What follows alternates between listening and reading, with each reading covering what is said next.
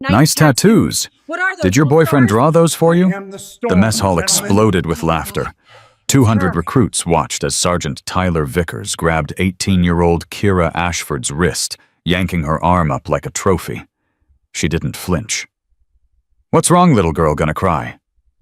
He traced the ink on her forearm with his finger. The compass rose. The Latin words. Markings that meant nothing to him. Everything to her. "Your daddy paid for these before he got himself blown up." The laughter stopped. Kira's eyes lifted slowly. And in the observation deck above, Master Chief Elena Vasquez, the ghost of Mogadishu, set down her coffee. That boy had just made the worst mistake of his life. The grip on her wrist tightened. Kira Ashford didn't pull away, didn't flinch, didn't give Tyler Vickers a single thing he could use.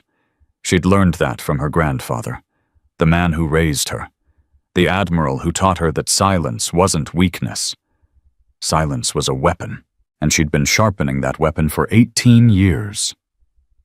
"I asked you a question," Tyler said, his voice dropping low enough that only she could hear. "Daddy get himself blown up. That why you're trying so hard to look tough?" The mess hall held its breath. 200 recruits. Fresh faces from across the country, all here for the same reason. Elite summer selection. The program that fed into special operations. The pipeline that turned ordinary kids into something extraordinary. Or broke them trying. Kira knew the statistics. 60% washout rate in the first 2 weeks. Another 20% by month's end. The ones who survived weren't always the strongest or the fastest. They were the ones who understood something essential. The mission wasn't about winning. It was about not losing yourself. "Let go of my arm," she said quietly. Tyler laughed. The sound was sharp, rehearsed. The laugh of a man who'd never been told no. His father was Senator Richard Vickers, the man who'd blocked military reform legislation for 15 years. The man whose signature protected instructors who hazed recruits until they broke. The man whose corruption had killed Kira's father. But Tyler didn't know that part yet. "Or what?" Tyler leaned closer. "You gonna cry, run to mommy? Oh, wait." His smile twisted. "You don't have one of those either, do you?" Something flickered in Kira's eyes. Not anger. Not pain. Recognition. She'd seen men like Tyler before. Her grandfather called them hollow vessels. People so empty inside they had to fill themselves with the fear of others. They didn't understand strength. They only understood the absence of opposition. "I'm going to ask you one more time," Kira said, her voice steady as stone. "Let go of my arm. Make me." The words hung in the air. At a corner table, Daniel Torres stopped eating. He'd been watching this girl since she arrived 3 days ago. There was something off about her. Not wrong, just different. She moved like someone who'd been taught to disappear. She spoke like someone who weighed every word on a scale. She watched everyone like she was taking notes for a test nobody else knew about. And those tattoos. Daniel knew military ink. His father wore it. His brothers wore it. The compass rose on Kira's left wrist wasn't a design you picked from a parlor wall. That was navigation certification, advanced survival training. The Latin words on her right forearm, per aspera ad astra. He'd only seen that phrase on one other person, a SEAL instructor who'd trained his oldest brother, an instructor who said she only marked operators who survived her resistance program. Daniel set down his fork. This girl was 18 years old. What the hell had she survived? Tyler's grip tightened again. "I'm waiting," he said. "Show me what those pretty tattoos taught you." Behind him, his two shadows moved into position. Marcus Chen built like a tank, cracking his knuckles with theatrical slowness. Jade Sullivan, dark-eyed and watchful, wearing the expression of someone who'd already decided the outcome. 3 against 1. Standard intimidation formation. Kira had trained against 5. But she didn't move. Didn't shift her weight. Didn't give any indication that her heart rate had changed by a single beat. "Your father," she said quietly, "is Senator Richard Vickers." Tyler's eyes narrowed. So in 2019 he blocked the Ashford Reform Act, the legislation that would have required psychological screening for training instructors. "What's your point?" "My point is that 2 months after your father killed that bill, an instructor at Camp Pendleton named Sergeant William Drake pushed a recruit named Marcus Webb until he took his own life. The investigation found that Drake had a history of psychological abuse, complaints dating back 8 years, all buried." Tyler's grip loosened slightly. "How do you know that?" "Because Marcus Webb was my father's godson, and because the Ashford Reform Act was named after my grandfather, Admiral Raymond Ashford, the man who spent his last 10 years trying to fix what your father keeps breaking." The mess hall had gone completely silent now. Even the kitchen staff had stopped moving. Tyler's face cycled through confusion, then recognition, then something that might have been the first seed of fear. You're Ashford's granddaughter. I'm the reason you're going to let go of my arm now." "Like hell I am." He yanked harder. And that's when everything changed. Kira's free hand moved so fast that later when the witnesses described it, no 2 accounts would agree. Some said she grabbed his thumb. Others said she touched a pressure point on his wrist. A few claimed she didn't move at all, that Tyler simply released her and stepped back like he'd been burned. What everyone agreed on was the result. Tyler Vickers, 6'2", 210 pounds of entitled muscle, stumbled backward, clutching his hand like it had betrayed him. "What the?" Kira stood perfectly still. Her arms hung loose at her sides. Her breathing hadn't changed. "Pressure point manipulation," she said calmly. "Specifically the median nerve cluster. Applied correctly, it creates temporary paralysis without lasting damage. Applied incorrectly, it can cause permanent nerve death." She picked up her fallen tray. "I applied it correctly, this time." Marcus Chen lunged forward. "You little, don't!" The voice came from above. Everyone looked up. Master Chief Elena Vasquez stood on the observation deck, her hands resting on the railing. She was 53 years old, gray threading through her dark hair, and she moved with the economical precision of someone who'd spent decades learning exactly how much effort each action required. Most of the recruits didn't recognize her. The instructors did. Captain Morrison went pale. Lieutenant Hayes took an involuntary step backward. Even the mess hall supervisor, a 20-year veteran named Betty, who'd seen everything, set down the serving spoon she'd been holding and made a small sound of recognition. "Ghost of Mogadishu," Betty whispered. The name spread through the room like a virus. Ghost of Mogadishu. The woman who'd led a 6-person team through 3 miles of hostile territory to extract a downed pilot. The woman who'd been shot twice and kept moving. The woman who'd become one of the first female Navy SEALs and then spent 20 years proving that the designation wasn't a mistake. The woman who'd trained more special operators than anyone else in the modern military. "Master Chief Vasquez," Captain Morrison managed. "We weren't informed." "No," Vasquez agreed. "You weren't."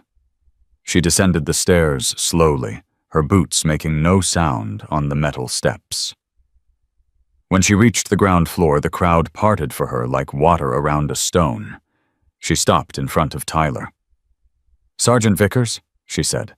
Son of Senator Richard Vickers.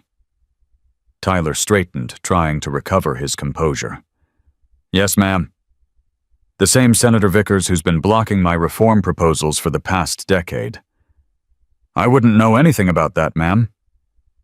Of course you wouldn't. Vasquez's eyes moved to his hand, still twitching slightly from Kira's technique. Tell me, Sergeant, what's the protocol for physical contact with fellow recruits during off-training hours? Tyler's jaw tightened. Prohibited, ma'am. And yet, you were just assaulting a recruit in front of 200 witnesses because you thought your father's name made you untouchable. Vasquez stepped closer. Is that accurate? Silence. Is that accurate, Sergeant? Yes, ma'am. Vasquez nodded slowly. Then she turned to face the room. Let me be clear about something, she said, her voice carrying to every corner. I'm not here on vacation. I'm not here for inspection. I'm here because this program has a rot in it. A rot that's been growing for years. A rot that protects people like Sergeant Vickers and destroys people like Marcus Webb. She paused. That rot ends today. The mess hall remained frozen as Vasquez turned back to Kira. Recruit Ashford. Ma'am, walk with me. They left together, the door swinging shut behind them. The silence held for another 10 seconds. Then it shattered. Did you see? Who is she? How did she do that? Ashford's granddaughter. Tyler stood in the center of the chaos, his face cycling through emotions too fast to track. Confusion. Anger. Something that might have been the first cold touch of fear. Marcus Chen moved to his side. Tyler, man. Who was that? Shut up. But I said shut up. Tyler's voice cracked. He looked down at his hand, still trembling slightly. This isn't over. That little freak thinks she can embarrass me. She has no idea who she's dealing with. Jade Sullivan appeared at his other shoulder. Tyler, maybe we should... Tomorrow, Tyler said, cutting her off. Combat assessment drill, 3-on-1. I already got Morrison to sign off on it. But after what just happened, everybody thinks she's some kind of prodigy. Tyler's smile was thin and sharp. Tomorrow we show them what she really is. Just a little girl with too much attitude and not enough skill. He walked away, Marcus and Jade falling into step behind him. At his corner table, Daniel Torres watched them go. Then he looked at the door Kira had disappeared through. Those tattoos, that technique, that complete absence of fear. He'd spent his whole life around military families. His father, his brothers, his uncles, he knew what trained operators looked like. And that 18-year-old girl moved like someone who'd been fighting her whole life. But fighting what and why? The hallway outside the mess hall was empty. Kira walked beside Master Chief Vasquez in silence, matching her pace, maintaining the 2-step distance that protocol required.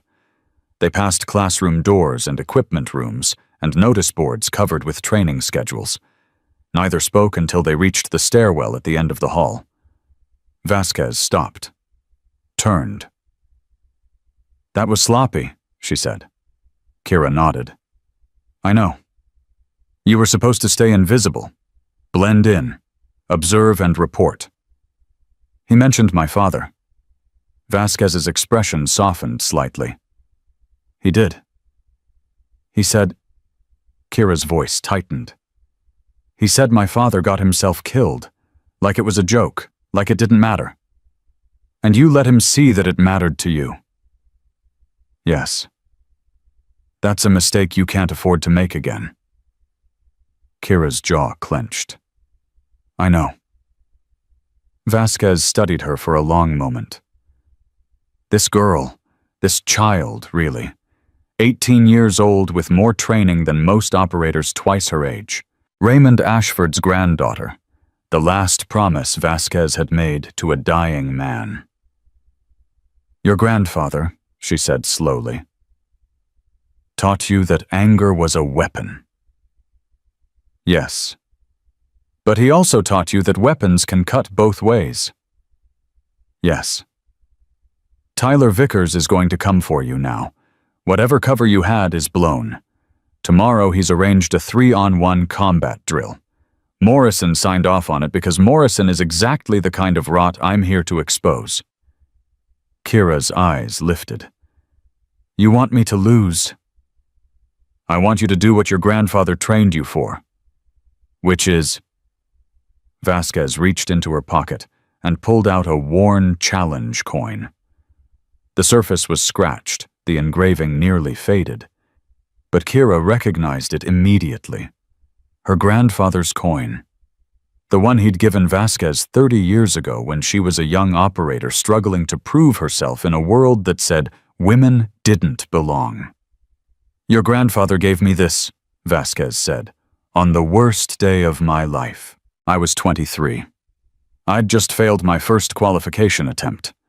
The instructor told me I should go home and have babies, that the military was no place for someone like me. She pressed the coin into Kira's palm. Raymond found me crying behind the barracks. He didn't tell me to toughen up. He didn't tell me to ignore them. He told me that the people who doubted me were giving me information. They were showing me exactly what they feared. And fear, he said, is a map. Follow it to the source, and you'll find the weakness. Kira closed her fingers around the coin. Tyler fears you, Vasquez continued. Not because you embarrassed him, because you didn't react to his cruelty. People like Tyler need reactions. They feed on them. Your silence starves them. And tomorrow you show him what 18 years of Raymond Ashford's training actually looks like. Vasquez smiled. Your grandfather used to say that the best warriors don't prove their strength through victory. They prove it through restraint. Do you remember what comes after that? Kira nodded slowly. Restraint, she quoted, is what you show when you could destroy someone but choose not to. It's mercy, not weakness, and it's the only thing that separates warriors from killers. Good. Vasquez turned away. Get some sleep, Kira. Tomorrow's going to be a long day. She started walking, then paused. One more thing. Ma'am, your father, Lieutenant Commander James Ashford, he didn't get himself killed. He was killed by faulty intelligence that your grandfather spent 10 years trying to trace back to its source. He found the source 18 months ago. Kira's heart stopped. The source, Vasquez said quietly, was Senator Richard Vickers. Your father died because of intelligence that Vickers falsified to protect a defense contractor who was paying him. She continued walking. Tyler doesn't know, but he will. And when he does, he's going to have to choose what kind of man he wants to be. Just like you're going to have to choose what kind of woman you want to be. Her footsteps faded down the hallway. Kira stood alone, her grandfather's coin pressing into her palm hard enough to leave a mark. Her father. Senator Vickers. Tyler. The threads were connecting now. The mission her grandfather had started before he died. The mission he'd trained her for since she was 16 years old. The mission that had brought her here to this program, to this moment. She closed her eyes. In her mind, she heard her grandfather's voice. The last thing he'd said to her 3 days before the stroke took him. You're going to face people who hate you for who you are, Kira. They'll mock you. They'll try to break you. They'll use your father's memory against you. And when that happens, I need you to remember something. What? She'd asked. The anchor. She touched the small tattoo behind her ear. Anchors don't fight the storm, her grandfather had said. They don't try to overcome it. They simply refuse to be moved. They hold fast and they wait, and when the storm passes, they're still there. Still strong. Still unbroken. He'd smiled then, that rare, gentle smile that made him look like someone's grandfather instead of an admiral who'd commanded thousands. Be the anchor, sweetheart. Whatever happens, be the anchor. The barracks were dark when Kira returned. 60 beds. 60 recruits. Most already asleep, their bodies too exhausted to stay conscious. She found her bunk and sat down slowly, pulling her grandfather's coin from her pocket. The metal was warm from her grip. Hey. She looked up. Daniel Torres stood at the end of her bunk, his expression uncertain. You probably don't want company right now, he said. But I just wanted to say, what you did in there, that was something. Kira studied him. Brown eyes, honest face, the kind of person who meant what they said. What did I do? She asked. You didn't back down, even when it would have been easier, even when everyone expected you to. That's not brave. That's just stubborn. Daniel smiled slightly. Sometimes stubborn and brave look exactly the same. He turned to leave. Torres. He stopped. Yeah. Tomorrow. The combat drill. Tyler's going to try to hurt me. Not just win. Hurt. I know. When it happens, whatever you see, whatever you think you understand, there's more to the story. Daniel nodded slowly. I figured. Just remember that. Okay. Okay. He walked away. Kira lay back on her bunk, staring at the ceiling. Around her, the sounds of sleep breathing shifting the occasional murmur of dreams. Tomorrow, Tyler would bring his crew. They'd circle her like wolves. They'd try to break her the way they'd broken others before. And she would show them what her grandfather had spent 18 years building. Not a victim. Not a fighter. An anchor. She closed her eyes. In 12 hours, everything would change. But first she needed to remember why she was here. Her father. Her grandfather. The reform they'd both died trying to achieve. The mission she'd been born to complete. Tomorrow wasn't about winning or losing. Tomorrow was about showing the world that strength wasn't measured in muscles or size or aggression. True strength was knowing you could destroy someone and choosing not to. True strength was mercy. True strength was the anchor that held fast while the storm raged. And Kira Ashford had been forged in storms her whole life. She touched the coin one last time. I'm ready, grandfather, she whispered. Then she slept. The alarm screamed at 0430. Kira was already awake. She'd been awake for an hour, lying still in the darkness, running scenarios through her mind. 3 attackers. Enclosed space. Tyler's ego driving the assault. Marcus's strength as the primary threat. Jade as the wild card, the one who'd wait, watch, strike when Kira's attention was elsewhere. Her grandfather had taught her to visualize combat before it happened. Every possible angle, every potential outcome, every way to end a fight without ending a life. War is chess, he'd said, but chess with consequences. Every move you make echoes. Choose your moves carefully. She sat up as the other recruits groaned awake around her. Today, she would choose her moves very carefully. The morning formation was tense. Word had spread through the barracks like wildfire. Everyone knew about the confrontation in the mess hall.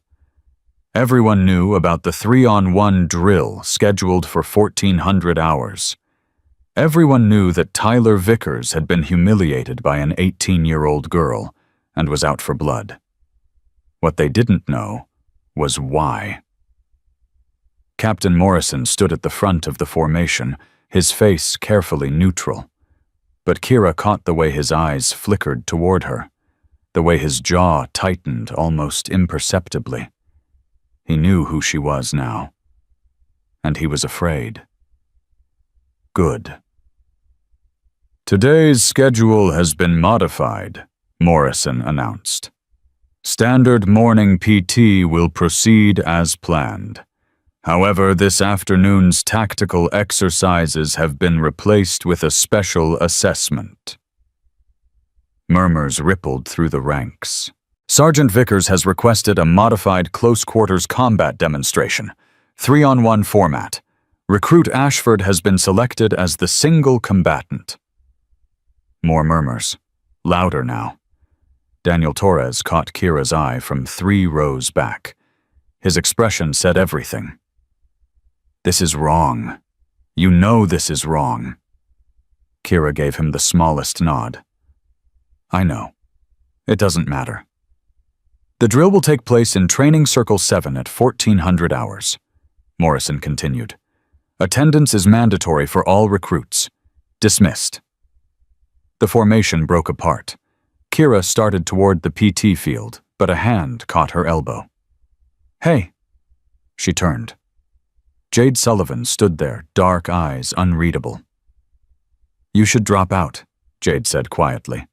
"Request a medical exemption. Say you twisted your ankle. Anything." Kira studied her. "Why would you tell me that?" "Because I've seen what Tyler does to people who embarrass him. Last year there was a recruit, Jenkins. He beat Tyler in a qualifying time trial. Nothing major, just a few seconds." "What happened?" Jade's jaw tightened. "Tyler arranged a similar drill. Said it was for training purposes. Jenkins spent 6 weeks in the hospital. Medical discharge. Career over. And nobody reported it. Report what? It was a sanctioned training exercise. Accidents happen." Jade stepped closer. "Look, I don't like you. I think you're arrogant and you're hiding something. But I'm not trying to end your career. I'm trying to win a spot in this program on my own merits. Tyler," she paused. "Tyler doesn't care about merit. He just cares about winning, at any cost." Kira held her gaze. "Then why do you follow him?" Something flickered in Jade's eyes, something that looked almost like shame. "Because his father can make or break careers with a phone call, and I don't have the luxury of principles." She released Kira's elbow. "Just think about it. Medical tents open until noon." She walked away. Kira watched her go. Jade Sullivan wasn't evil. She wasn't even cruel. She was just afraid. Afraid of a system that punished integrity and rewarded compliance. Afraid of men like Senator Vickers, who held power like a weapon. That fear was exactly what Kira's grandfather had spent his life trying to dismantle. And it was exactly what she was here to expose. Morning PT was brutal by design. 5-mile run, obstacle course, combat conditioning circuits. The instructors pushed hard, watching for weakness, looking for the recruits who'd crack under pressure. Kira ran in the middle of the pack. Not too fast, not too slow. Invisible. But she felt eyes on her the whole time. Tyler ran at the front, his pace aggressive, his movements sharp. Every few minutes, he'd glance back, finding her, marking her position, reminding her that he was watching. Marcus Chen stayed close to Tyler, his bulk moving with surprising grace. The two of them had trained together before the program. Kira had read their files. Same prep school. Same athletic programs, same entitled worldview that said strength was measured in how effectively you could dominate others. Behind her, Daniel Torres maintained a steady pace, not pushing, not falling back, just present. A silent witness. The obstacle course separated them. Kira scaled walls and crawled under wire and swung across rope obstacles with mechanical precision. She could have done it faster, much faster. But speed would draw attention, and attention was a liability. Not yet.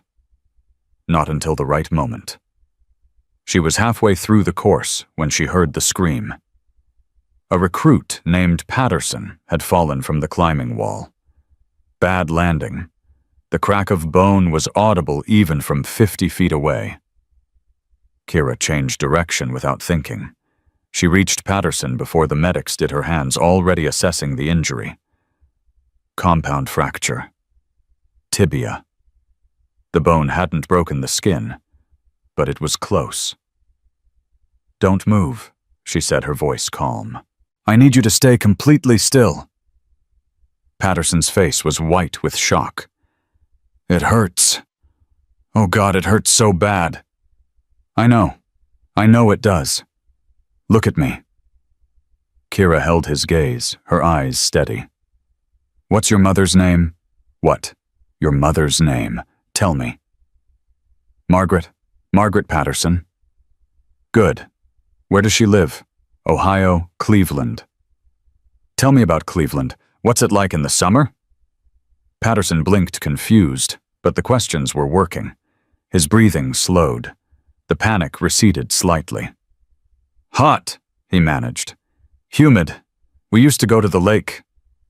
The medics arrived. Kira stepped back, giving them space, but Patterson grabbed her hand. "Thank you," he said. "You kept me from losing it." Kira squeezed his hand once, then released it. "You're going to be fine. The bone's clean. 4 months you'll be back." The medics strapped him to a board and carried him away. Kira stood up and found Tyler Vickers watching her from 10 feet away. "Nice trick," he said. "Where'd you learn that Girl Scout camp? Combat medical training. The distraction technique prevents shock from escalating." "Is that what you're going to do this afternoon? Distract me?" Tyler stepped closer. "Ask me about my mother, my childhood, my feelings. Would it work?" Tyler's smile was thin. "Nothing's going to work, Ashford. You got lucky last night. Caught me off guard. That's not going to happen again." "I didn't catch you off guard. I applied pressure to your median nerve cluster. There was nothing lucky about it." "See, that's your problem." Tyler leaned in. "You think this is about technique, about skill, about who's got the better training?" He shook his head. "This is about power, and I have something you don't." "What's that?" "Permission." His eyes glittered. "Morrison signed off on a full contact drill. No protective gear, no point system. We go until someone yields or can't continue." He paused. "And my father made sure there won't be any cameras in the training circle." Kira's expression didn't change. But inside, something cold settled into her chest. No cameras meant no evidence. No evidence meant no accountability. No accountability meant Tyler could do whatever he wanted, and the official record would show nothing but a standard training exercise. She'd seen those records before. The ones her grandfather had spent years trying to unseal. Training accidents that left careers destroyed. Recruits who'd been broken physically and psychologically by people who knew they'd never face consequences. Tyler was following the same playbook his father had written. "See you at 1400, Tyler said. "Try not to cry too much. It's embarrassing." He walked away. Kira stood motionless for a long moment. Then she finished the obstacle course. Dead last. The mess hall was quiet at lunch. Kira sat alone as usual, but she felt the weight of attention from every direction. Recruits stealing glances. Instructors pretending not to watch. The whole program holding its breath, waiting to see what would happen next. She'd barely touched her food when Daniel Torres sat down across from her. "You're not eating," he said. "Not hungry." "You should be. You're going to need the energy." Kira looked up. "Why are you here, Torres?" "Because somebody should be." He pushed a protein bar across the table. "And because I know what those tattoos mean." Her eyes narrowed. "What do you think they mean?" "The compass rose, navigation certification, advanced survival training. My brother has one just like it." He paused. "The Latin phrase." Per aspera ad astra. Through hardship to the stars. I've only seen that on one other person, a SEAL instructor named Vasquez. She told my brother that she only marks operators who complete her resistance training. Kira said nothing. That training takes 6 months minimum, usually longer. It breaks people, literally breaks them. Daniel leaned forward. You're 18 years old, which means you either started that training when you were 16, Kira said quietly. Daniel sat back. Jesus. I had a good teacher. Your grandfather, he introduced me to Vasquez. She did the rest. Why? Daniel's voice was genuinely confused. Why would anyone put a 16-year-old through something like that? What could possibly be worth? My father. Daniel stopped. My father was Lieutenant Commander James Ashford, SEAL Team 4. He died on a classified operation when I was 7 years old. The official report said equipment failure, but my grandfather never believed it. Kira's voice was flat, controlled. He spent 10 years investigating, pulling records, interviewing witnesses, following the money. And he found that the intelligence my father's team relied on was falsified. Someone deliberately gave them bad information, sent them into a situation they couldn't survive. Daniel's face had gone pale. Who? Kira held his gaze. Senator Richard Vickers. The name hung between them like a bomb waiting to detonate. Tyler's father, Daniel whispered. Tyler's father killed your father. Tyler's father protected a defense contractor who was selling defective equipment. When my father's team discovered the defects and threatened to report them, Vickers arranged for that team to receive intelligence that put them directly in the path of an ambush. Kira's jaw tightened. 8 men died. My father was one of them. The contractor kept his contract, Vickers kept his donations, and nobody ever faced consequences. Does Tyler know? I don't think so. He knows his father is connected. He knows his father protects him, but I don't think he knows the extent of what his father has done. Daniel ran a hand through his hair. So this afternoon, this isn't just about training. This is personal. It was always personal. Kira picked up the protein bar he'd given her. But not the way you think. I'm not here for revenge. I'm here to finish what my grandfather started. Expose the corruption. Reform the system. Make sure nobody else dies because men like Senator Vickers value money more than lives. And Tyler?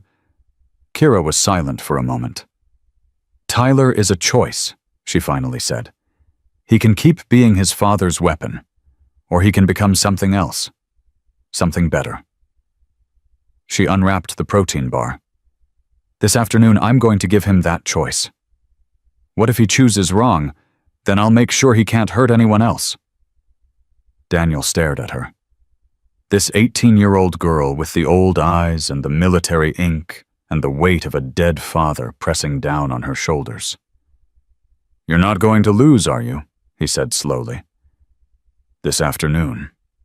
You're not even worried about losing. Kira took a bite of the protein bar. I'm worried about what happens after I win. The training circle was ringed with bodies, 200 recruits, a dozen instructors, and somewhere in the observation area, Master Chief Elena Vasquez watching without expression. The circle itself was 30 feet in diameter, marked with white paint on packed dirt. Standard close-quarters combat arena. No obstacles. No cover. Nowhere to hide. Kira stood in the center. Her jacket removed her tattoos visible for everyone to see. The recruits who hadn't noticed them before noticed them now. What is that? Someone whispered. Those markings. Military certifications, another voice answered. Real ones. I've seen them on operators before. But she's 18. Look at her arms. Look at the Latin. That's CRE training. Advanced resistance. How the hell? The whispers died as Tyler entered the circle. Marcus followed. Then Jade, 3 against 1. Captain Morrison stepped forward, his expression professionally neutral. But his hands were shaking slightly. "This is a modified close-quarters combat assessment," he announced.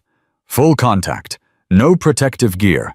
Match continues until one party yields or is unable to continue. Standard safety protocols apply." "What safety protocols?" Daniel muttered from the crowd. Morrison ignored him. "Combatants, take your positions." Tyler rolled his shoulders. Marcus cracked his neck. Jade bounced lightly on her feet, her eyes never leaving Kira.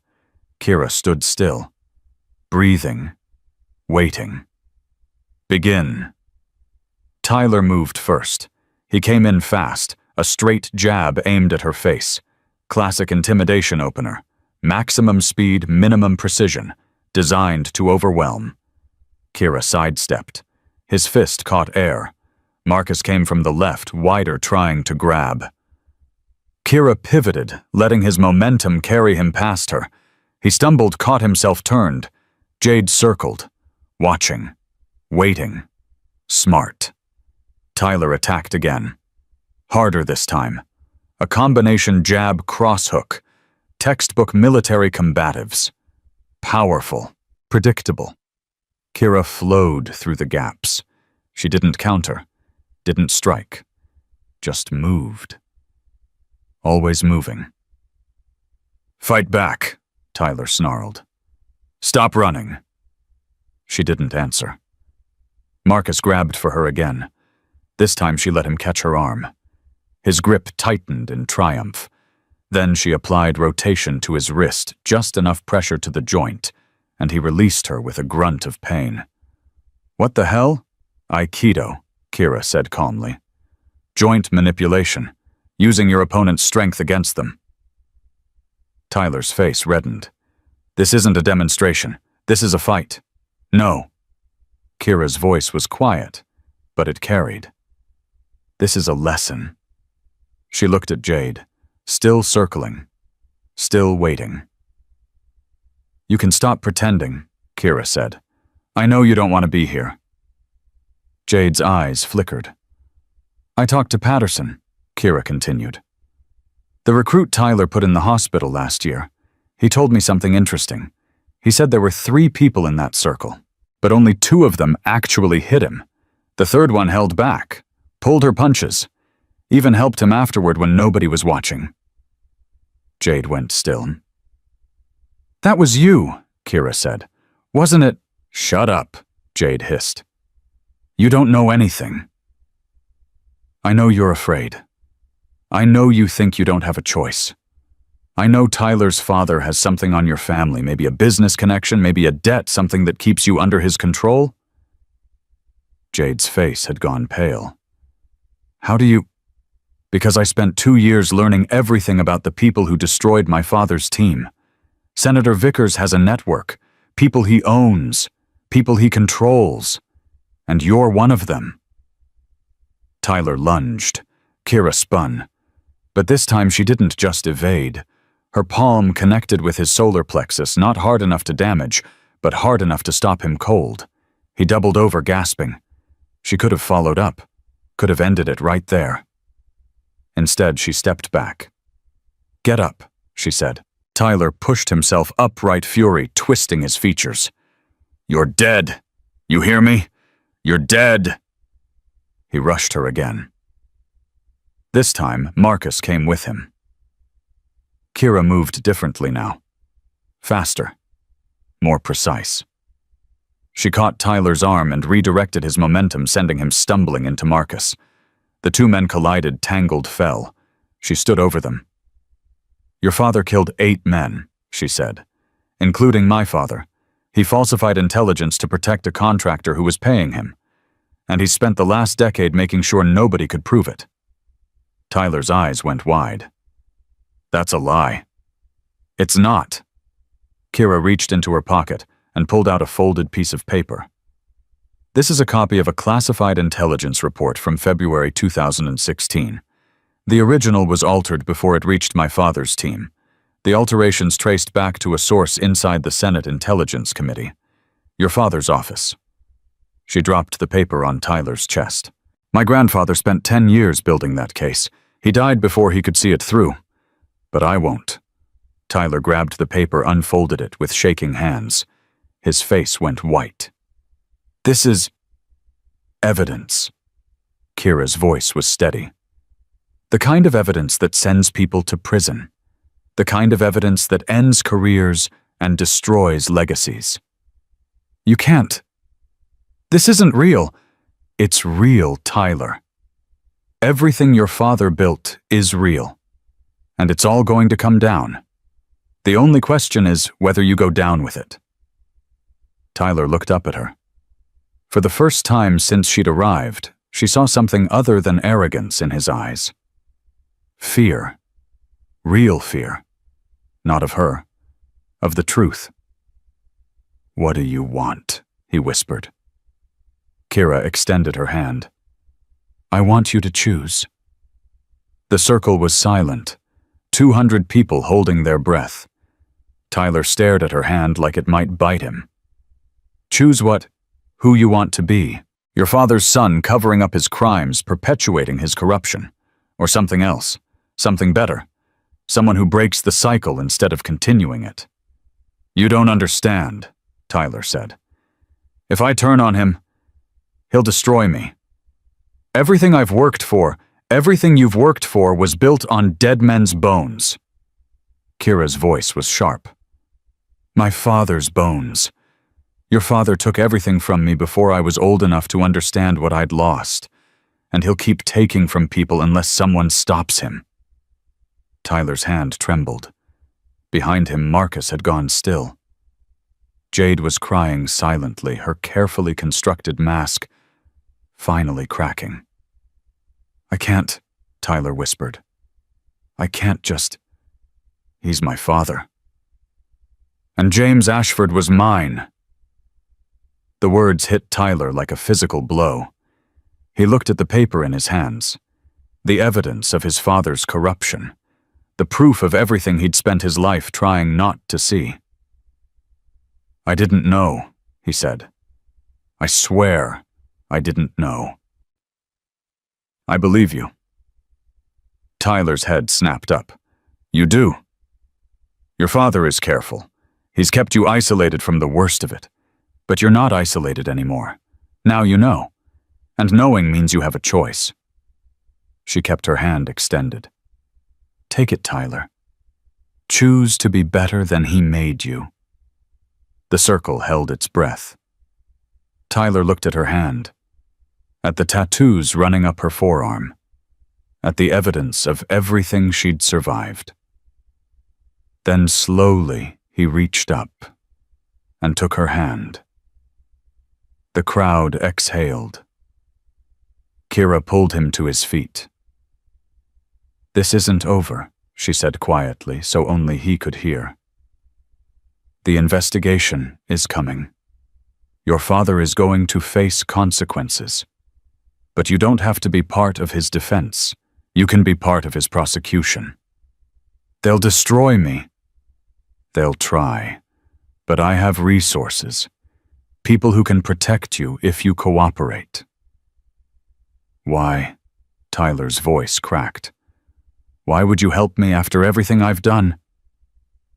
Kira was silent for a moment.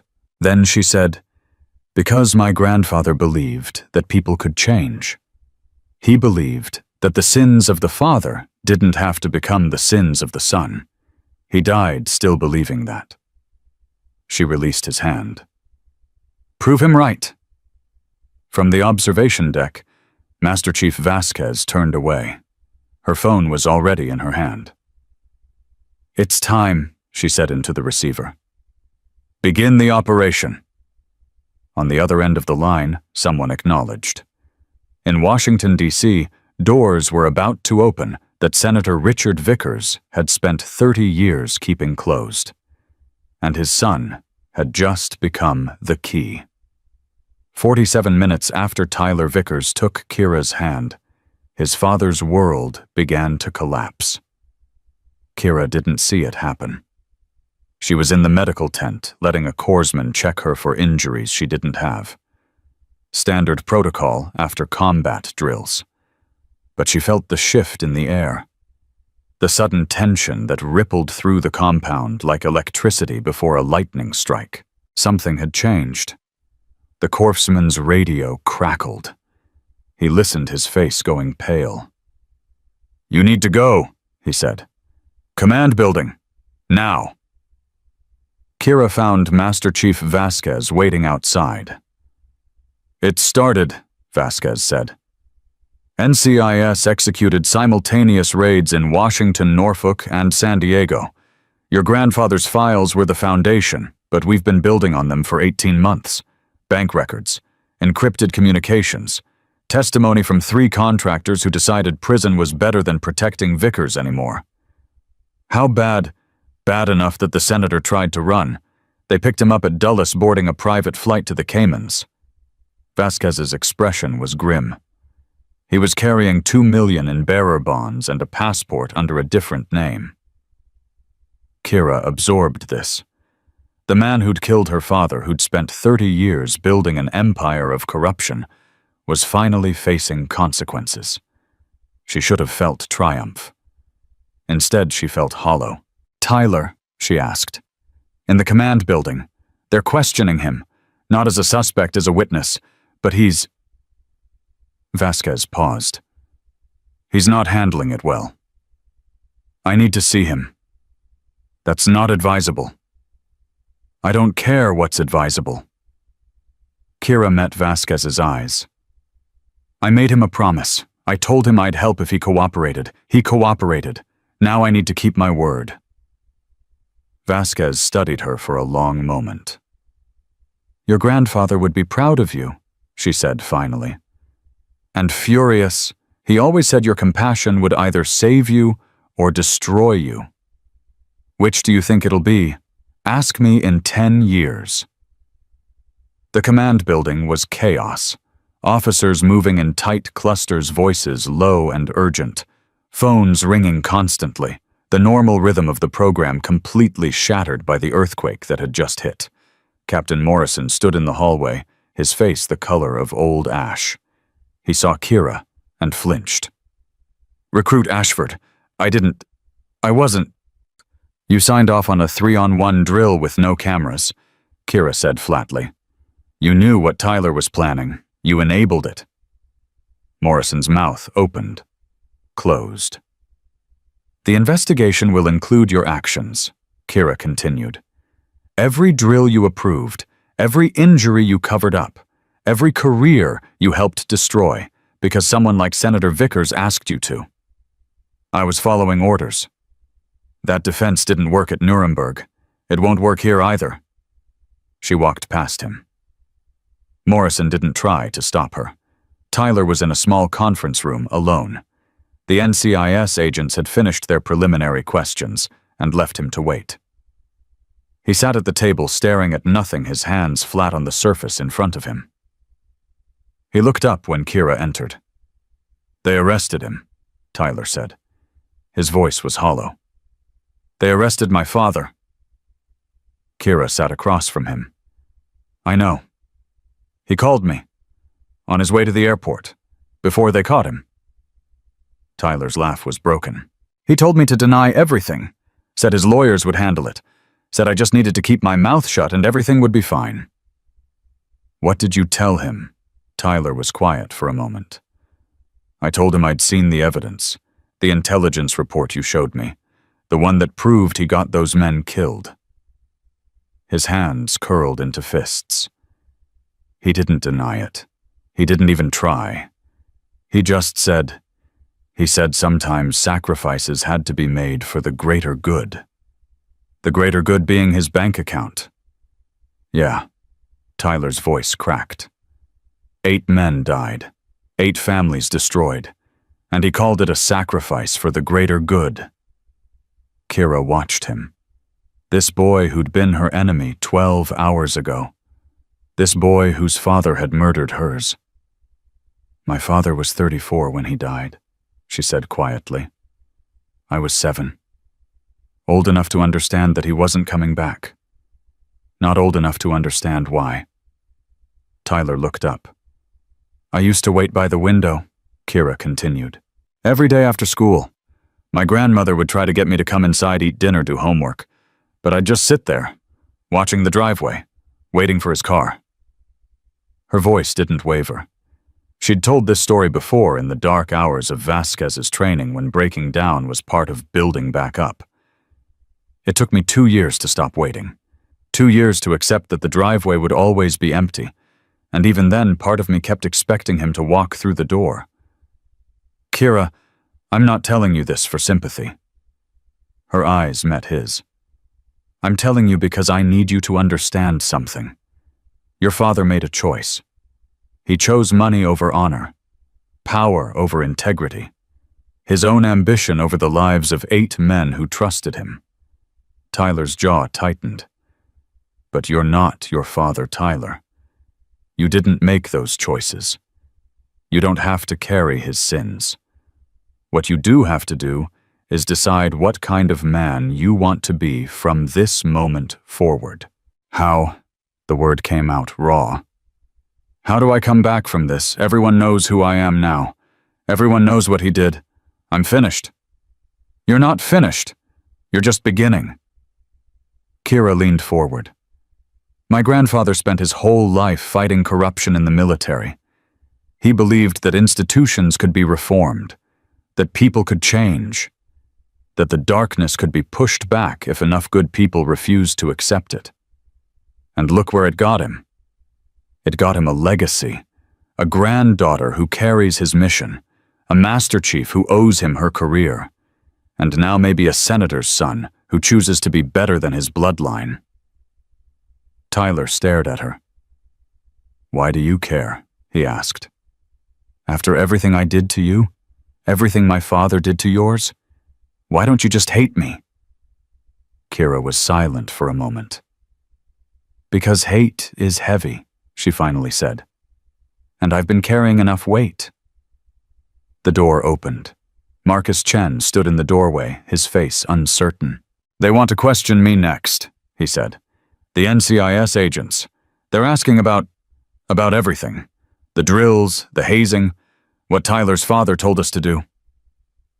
Tyler went rigid. What he told you to do. Marcus looked at the floor. Your dad. He called me last month. Said I needed to watch out for you. Make sure nobody challenged you.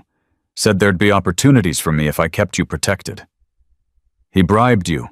I didn't think of it as a bribe. He said it was just how things worked, how the real military worked outside of training. Connections, favors, people looking out for each other. Tyler stood up slowly. My father paid you to be my friend. Tyler, was any of it real? Tyler's voice rose. Any of it? Or was everything just him pulling strings, making sure I never had to actually earn anything on my own? Marcus had no answer. Kira watched the exchange. The destruction of Tyler's worldview happening in real time. Every pillar he'd built his identity on crumbling to dust. Marcus, she said quietly. He looked at her. The agents are going to ask you hard questions about Tyler, about the senator, about everything you've seen and done since you got here. You have 2 choices. Lie to protect a system that was using you, or tell the truth and start building something real. Marcus's hands were shaking. If I tell the truth, I'm done. My career, my future. If you lie, you're done anyway. The evidence is overwhelming. Anyone who tries to cover for Senator Vickers is going to go down with him. Kira stood. But if you cooperate fully, if you help them understand how deep this goes, you might salvage something. Not your old life, but maybe a new one. Marcus looked at Tyler. Tyler looked away. I'll tell them everything, Marcus said. All of it. He left. Tyler sank back into his chair. How many others? He asked. How many people did my father buy? How many friendships, relationships, opportunities? How much of my life was just him manipulating things behind the scenes? Does it matter? Of course it matters. No. Kira's voice was firm. It doesn't. Because whatever your father did, whatever advantages he created, whatever path he paved, none of that changes who you are right now, in this moment. Making this choice. Tyler looked at her. You're not like anyone I've ever met, he said. I know. That's not a compliment. It's terrifying. Kira almost smiled. I know that too. The door opened again. Jade Sullivan stood there, tears streaming down her face.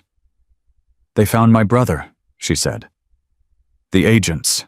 They found where Senator Vickers has been holding him. Kira went still. Holding him? My brother owed money to people connected to Vickers. When he couldn't pay, they took him. That's why I... Jade's voice broke. That's why I did everything Tyler asked. Everything his father wanted. Because they said if I didn't cooperate, they'd kill him. Tyler's face had gone white. I didn't know. Jade, I swear I didn't know. How could you not know? Jade screamed. He was using me, using all of us. And you just walked around like some kind of prince, never asking questions, never wondering why people did whatever you wanted. I thought people respected me. They feared your father. Jade was shaking now. Everyone feared your father, and you benefited from that fear every single day without ever once asking where it came from. Tyler had no response. Kira stepped between them. Jade, your brother, is he safe? Jade wiped her eyes.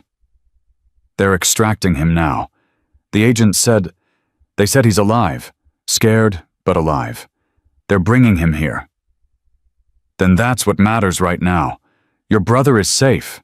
The people who took him are going to face justice, and you don't have to pretend anymore. Jade stared at her. How are you so calm after everything? I'm not calm, I'm just focused. Kira touched Jade's shoulder. Calm comes later, after the mission is complete. What mission? Tearing out the rot. All of it. Not just Senator Vickers, but everyone who enabled him. Everyone who looked the other way. Everyone who decided their career was more important than doing the right thing. Jade's eyes searched Kira's face. You planned this. All of it. Coming here letting Tyler target you the whole thing. Not all of it. Tyler's obsession with me was his own choice. But yes, I knew what I was walking into. And I knew what would happen when the truth came out. You used yourself as bait. I used myself as a catalyst. Kira's expression was steady. There's a difference. Master Chief Vasquez appeared in the doorway. Kira, we have a problem. The way she said it made everyone freeze. What kind of problem? Senator Vickers made a call before they confiscated his phone to someone inside the compound. Kira's blood went cold. Who? We don't know yet. But whoever it is, they just triggered a lockdown. The compound gates are sealed. No one in or out. A lockdown under whose authority? Vasquez's jaw tightened. That's what we're trying to find out. But until we do, we're trapped in here. All of us. Including whoever Vickers called. Tyler stood up. My father has people everywhere. You don't understand. He's been building this network for 30 years. Military, intelligence, law enforcement. If he called someone here, then someone here is willing to do whatever it takes to protect him, Kira finished. The lights flickered, then went out. Emergency generators kicked in a moment later, bathing everything in red. All personnel, this is a code black alert. The PA system crackled. Remain in your current locations. Do not attempt to exit the building. This is not a drill. Vasquez's hand moved to her sidearm. It's starting, she said. What's starting? The senator's insurance policy. Vasquez's eyes scanned the hallway. He told me once, years ago, when he thought I was on his side, that he'd never go down alone, that if anyone ever tried to expose him, he'd make sure they burned with him. What does that mean? It means whoever he called isn't here to cover things up. They're here to make sure no one talks. Vasquez grabbed Kira's arm. We need to move. Now. They moved. Through red-lit corridors, past confused recruits and panicking staff. Vasquez led them with the certainty of someone who'd navigated hostile territory before. Where are we going? Tyler asked, struggling to keep up. Armory.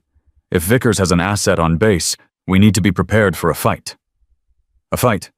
This is a training facility, not a war zone. Everything's a war zone when powerful men feel cornered. Vasquez rounded a corner and stopped short. 3 figures blocked the hallway ahead. Kira recognized one of them, Lieutenant Hayes, one of the senior instructors. A man she'd marked in her files as a potential Vickers connection, but hadn't been able to confirm. Now she had confirmation. Master Chief Vasquez, Hayes said. His hand rested on his holstered weapon. I'm going to need you to come with me. On whose authority? Mine.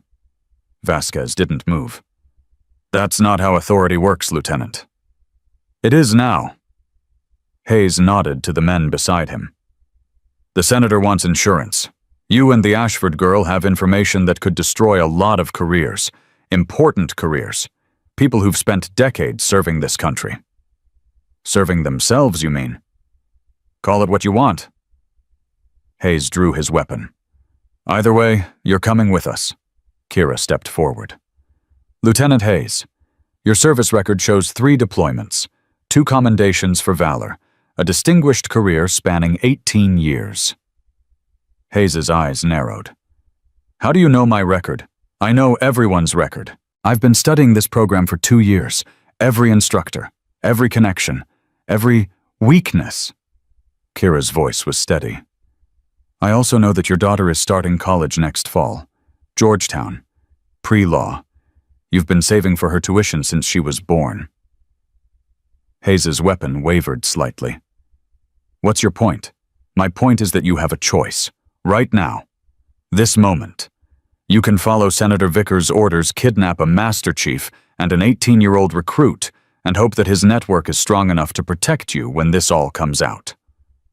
Or you can lower your weapon, step aside, and when the investigators ask, you can tell them you refuse to participate in the Senator's cleanup operation. Your daughter gets her education, your career survives, your conscience stays intact. Hayes stared at her. The men beside him exchanged uncertain glances. She's bluffing, one of them said. The Senator has this handled. He always has it handled. The Senator is in federal custody, Kira said, arrested trying to flee the country with $2 million in bearer bonds. His network is collapsing as we speak. Every person who tied themselves to him is going to have to answer for that connection. She let that sink in. But it's not too late for you. Any of you. Put down your weapons. Walk away. And maybe, just maybe, you'll survive what's coming. The hallway was silent, except for the hum of emergency generators. Hayes's weapon trembled. Then slowly he lowered it. Stand down, he said to the men beside him. Lieutenant, I said stand down. Hayes's voice cracked. She's right. Vickers is done. And I'm not going to prison for a man who would have sacrificed me without a second thought. The weapons came down. Vasquez exhaled slowly. Smart choice, Lieutenant. Now get out of my way. They moved past the 3 men who stood frozen in the red emergency lighting like statues of their own failed ambitions. Behind them, Hayes called out, Ashford! Kira paused. Turned. How did you know? He asked. About my daughter. About the choice I'd make. Kira held his gaze. Because my grandfather believed that most people, when given a real choice, will do the right thing. They just need someone to show them the choice exists. She turned away. He spent his whole life proving that. I'm spending mine continuing it. The armory was locked. Vasquez produced a keycard that shouldn't have worked on a training facility door. It worked anyway. "Questions for later," she said when Tyler opened his mouth. Inside, emergency lights illuminated rows of secured weapons. Vasquez moved with practiced efficiency, grabbing what they needed. "We need to get to the communications center," she said. "Restore contact with the outside. Let NCIS know what's happening in here." "And if there are more of Vickers's people between here and there?" Jade asked. "Then we go through them." Tyler stepped forward. "I want a weapon." Vasquez looked at him. "No." "Why not?" "Because you're untrained, emotionally compromised, and the son of the man who caused all of this. You're a liability, not an asset." Tyler's jaw clenched. "I can help." "You can help by staying behind us and not getting in the way." "That's not—" "Tyler." Kira's voice cut through his protest. "She's right. You want to help stay alive. Be a witness. Testify against your father's network when this is over. That's how you help." Tyler looked like he wanted to argue. Instead, he nodded. "Fine. But this isn't over." "No," Kira agreed. "It's not." They moved out. The compound was chaos now. Recruits huddled in groups, uncertain what was happening. Instructors barked contradictory orders. The lockdown had thrown everything into confusion, which was probably exactly what Vickers had intended. Confusion created opportunity. They were halfway to the communications center when Daniel Torres appeared. "Kira!" He was out of breath, his face tight with urgency. "Daniel, what are you—" "There's a team. 4 men. Heading for the server room. I heard them talking. They're going to destroy the evidence. All of it. Every file, every record, everything that connects Vickers to this program." Vasquez swore. "The server room's on the other side of the compound." "We don't have time to reach both," Kira said. "Then we split up. I'll take the communications center. You take the server room." "Alone." "Not alone." Vasquez looked at Daniel. "Torres, you willing to fight?" Daniel's jaw set. "Yes, ma'am." "Then you're with her. Jade, Tyler, Marcus, you're with me." She handed Kira a small device. "Emergency beacon. Press this and every law enforcement agency within 50 miles gets an alert with your location." "What about the lockdown?" "The lockdown only controls the gates. It doesn't stop signals." And Vasquez met Kira's eyes. "Your grandfather trained you for this. Everything he taught you, everything Vasquez put you through, this is why." Kira took the beacon. "I know." "Then go. Save those files. And Kira—" "Yes." Vasquez's expression softened for just a moment. He would be proud. Raymond, he'd be so proud of who you've become. Kira nodded once. Then she ran. The server room was guarded, 2 men outside the door. Professional, alert, not military contractors probably, private security hired by Vickers for exactly this kind of situation. Kira assessed them from the shadows. 2 targets, she whispered to Daniel. "Armed, experienced. We can't take them head on." "Then what do we do?" Kira thought, her grandfather's voice in her head. "War is chess. Every piece has a purpose. Every move opens possibilities." "Distraction," she said. "Draw them away from the door. I'll go in through the ventilation access." "Ventilation? You're going to crawl through the vents." "I'm small. They're not designed for adults, but I can fit." Daniel looked at her like she was insane. "How do you know that?" "Because I studied the building schematics for 3 months before I arrived." Kira met his eyes. "I told you I planned for this." "You're terrifying." "I know. Create a distraction. 30 seconds. Can you do that?" Daniel took a breath. Yeah, I can do that." He moved. Kira watched him approach the guards, hands raised, voice loud and panicked. "Help! There's a fire in the barracks. People are trapped." The guards exchanged looks. "Stay here," one said to the other. "I'll check it out." "Both of you," Daniel insisted. "It's spreading fast. We need everyone." The second guard hesitated. That hesitation was all Kira needed. She was in the vents before they made their decision. The crawl was tight, dark, and disorienting. Kira moved by memory, counting turns, measuring distances. The server room was 40 feet ahead, left at the junction, straight for 20 feet, then down. She found the access point and peered through the grate. 4 men inside, working fast. One at a computer terminal, the others pulling hard drives from server racks. 2 minutes, one of them said. Then we torch it. Torch it. They weren't just destroying data. They were going to burn the entire room. Kira pressed the emergency beacon. Then she kicked out the grate. She dropped into the room like a ghost, her feet silent on the floor. The men spun, reaching for weapons. Too slow. She disabled the first one with a strike to the throat. Non-lethal, but incapacitating. The second came at her with a knife. She caught his wrist, twisted, and used his momentum to throw him into the third. The fourth raised a gun. "Stop!" Kira froze. "Hands up, now." She raised her hands slowly. "You're the Ashford girl," the man said. "Vickers warned us about you. Said you were dangerous. He was right. Doesn't matter now. Turn around. Hands behind your head." Kira turned. The man approached, gun steady. Professional. He wasn't going to make a mistake. "You know this is over," Kira said. "NCIS is already here. The evidence is already copied. Destroying these servers won't save your employer." "Maybe not, but it'll buy time. And time is all we need." He was close now. Close enough to touch. "I'm going to give you one chance," Kira said quietly. "Lower your weapon. Walk away. Live." The man laughed. "You're unarmed, outnumbered, and I've got a gun to your head.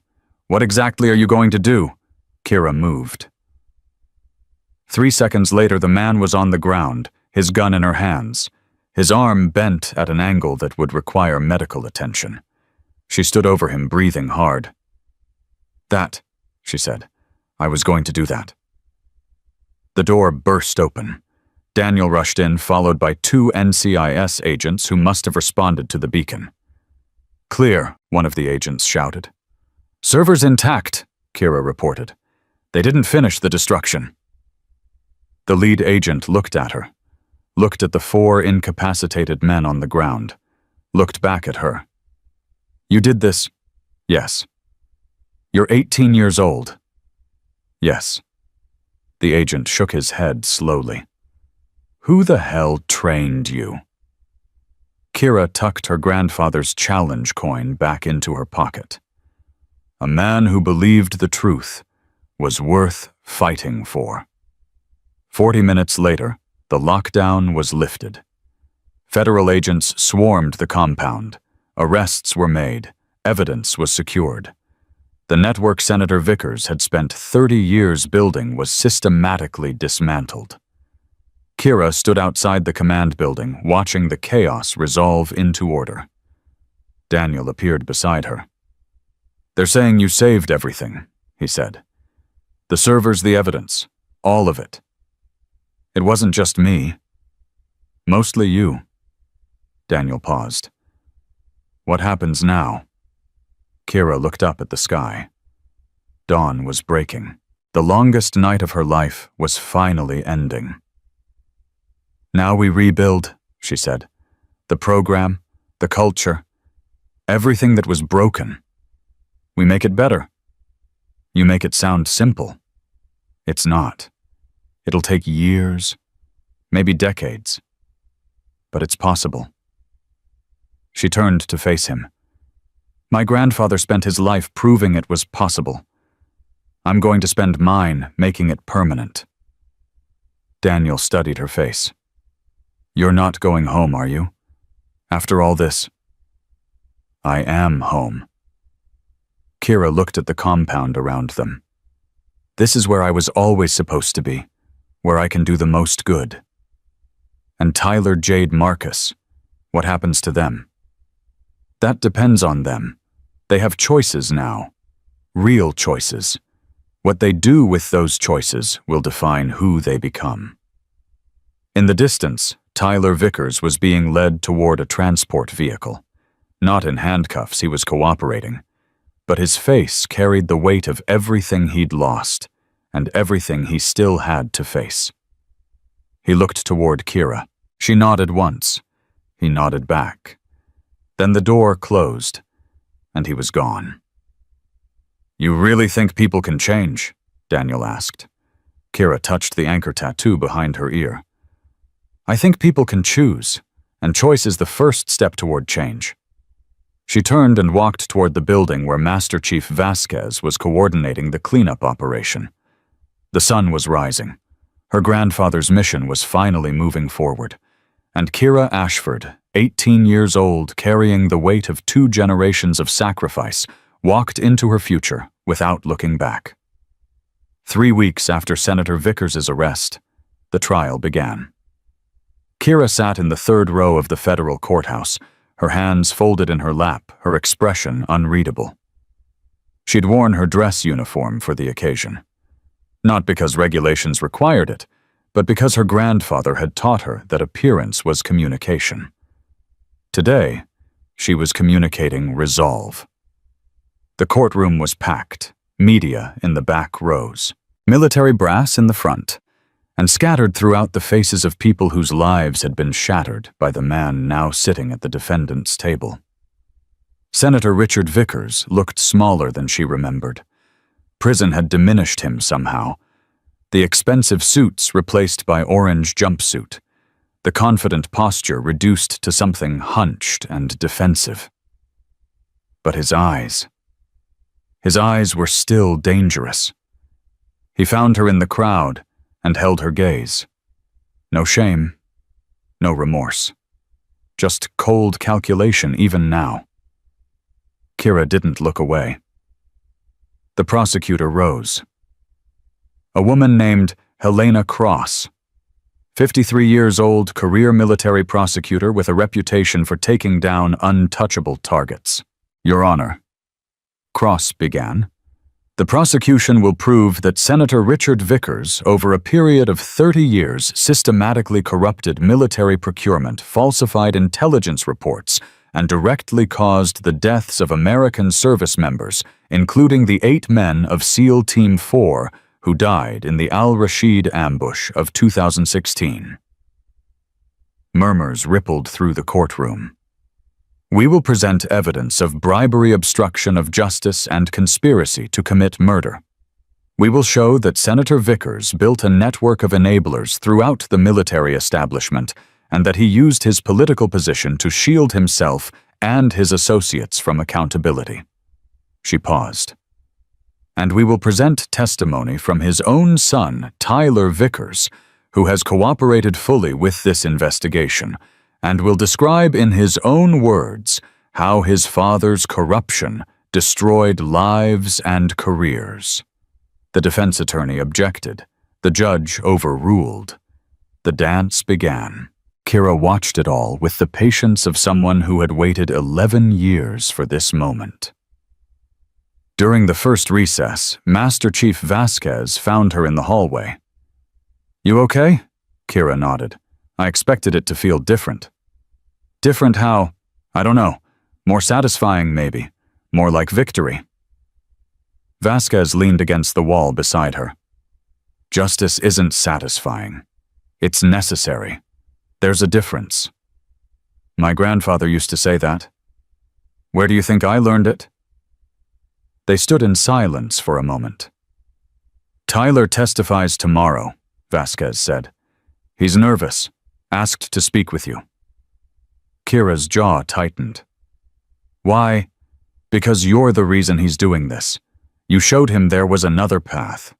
He's about to destroy his own father in front of the entire country. He needs to know it's worth it. Is it? That's not for me to decide. Or you. Vasquez pushed off the wall. But he asked, and whatever he's become, whatever his father made him, he's trying to become something else now. That has to count for something. She walked away. Kira stayed in the hallway wrestling with emotions she couldn't name. Tyler was waiting in a small conference room. He looked different than she remembered. The arrogance was gone. The entitlement stripped away. What remained was someone younger, more uncertain, more human. You came, he said. Vasquez said you asked. I didn't think you would, after everything. Kira sat across from him. What do you need, Tyler? He was quiet for a long moment. I need to know if I'm doing the right thing. You're testifying against a man who killed 8 people and corrupted half the military establishment. What part of that sounds wrong to you? He's my father. He's a murderer. Tyler flinched. You think I don't know that? You think I haven't replayed every conversation, every memory, trying to figure out how I missed it, how I didn't see what he was? You saw what he wanted you to see. That's not your fault. Then why does it feel like it is? Kira leaned forward. Because you inherited his world, his connections, his privileges. And now you're realizing that all of it was built on a foundation of blood and lies. Tyler's hands trembled slightly. When I was 12, he said, my father took me to a military ceremony, medal presentation. One of his contractors had developed new body armor that supposedly saved lives. My father gave a speech about patriotism, about sacrifice, about how this company represented the best of American innovation. He paused. That contractor was Harmon Defense, the same company that sold defective equipment to your father's team, the equipment that failed when they needed it most. Kira's chest tightened. I stood there and clapped, Tyler continued. I was proud of my father, proud to be his son, and the whole time people were dying because of what he'd done. You didn't know. I should have known. I should have asked questions. I should have wondered why people always seemed afraid of him. You were 12. I'm not 12 now. Tyler's eyes met hers. Tomorrow I'm going to get on that stand and tell the world what my father really is. I'm going to destroy his legacy, his reputation, everything he built. Yes. And I need to know that it matters, that it's not just revenge or spite or me trying to save myself. I need to know that something good comes from this. Kira was silent for a long moment. Then she reached into her pocket and pulled out her grandfather's challenge coin. Do you know what this is? Tyler shook his head. My grandfather gave this to Elena Vasquez 30 years ago, when she was a young operator who'd just failed her first qualification attempt. He told her that the people who doubted her were giving her information, showing her what they feared. She placed the coin on the table between them. He gave it to her because he believed in second chances.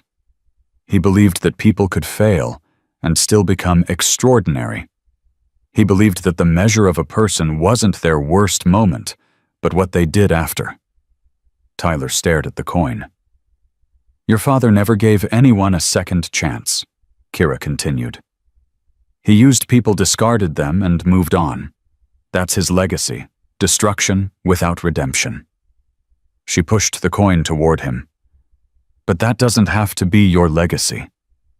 Tomorrow when you testify, you're not destroying your father. You're choosing who you want to become. You're choosing redemption over complicity. Truth over comfort. That choice matters. It matters more than anything your father ever did.